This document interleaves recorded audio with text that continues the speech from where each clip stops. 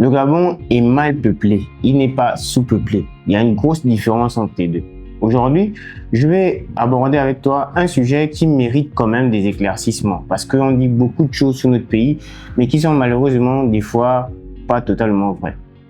Le Gabon est mal peuplé et non sous-peuplé. Pourquoi je dis ça?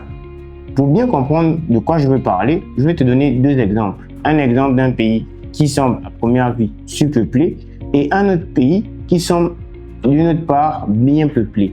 Et tu vas bien voir à quel point c'est instructif pour un pays comme le nôtre. Commençons avec l'Australie. Il faut savoir que l'Australie, c'est 7 millions de kilomètres carrés. C'est pratiquement le double de la superficie de l'Union européenne. Mais l'Australie possède une population inférieure à un pays comme le Cameroun ou la Côte d'Ivoire.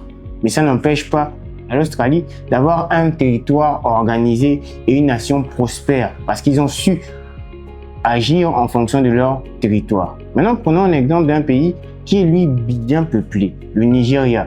Le Nigeria est dans le top 10 des pays les plus peuplés de la planète. C'est le premier pays le plus peuplé d'Afrique. Le Nigeria, c'est pratiquement 220 millions d'habitants, soit la moitié de la démographie de l'Union européenne. Mais malgré ça, le pays est toujours confronté à certains défis sur le plan économique qui empêchent ce dernier de correctement jouir de toutes les matières premières et de toute sa population qui est assez importante. Et pourquoi je prends ces exemples? Parce qu'il faut savoir que notre pays, le Gabon, lui, connaît une situation assez particulière. Sauf que nous, au Gabon, on n'est pas sous-peuplé, mais en fait, on est mal peuplé. Pourquoi? Notre population est très mal répartie sur notre territoire. Bon, j'abuse un peu, mais pas totalement. Il faut savoir que pratiquement 80% de notre population habite dans 4 villes. Libreville, Port-Gentil, Franceville, Oyem. Et le reste du pays est pratiquement vide.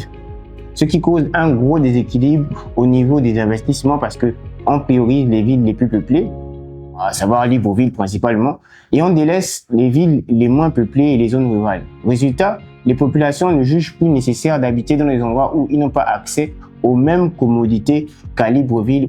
Et ça fait en sorte que l'écart ne fait que se creuser au niveau national entre les gens qui habitent en ville et ceux qui habitent au village. Quelles sont les solutions à ces défis? Parce que oui, c'est très important pour notre population.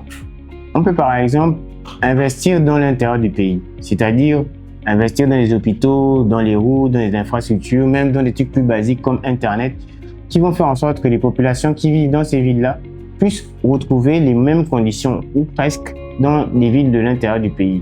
Ça va faire en sorte que notre population se répartisse de façon plus homogène sur notre territoire.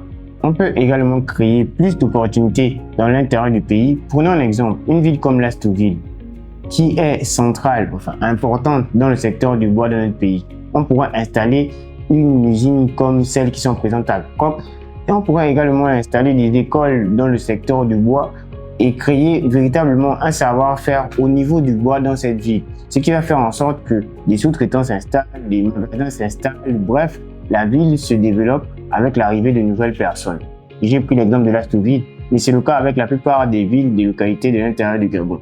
Si le Gabon parvient à faire en sorte que chaque ville importante à l'intérieur du pays arrive à devenir attractive sur le plan économique, on pourra devenir un modèle au niveau déjà de l'organisation de notre territoire, mais également au niveau de la prospérité, parce que oui, tout ça va rapporter de l'argent et ça va faire de nous un modèle unique de développement en Afrique.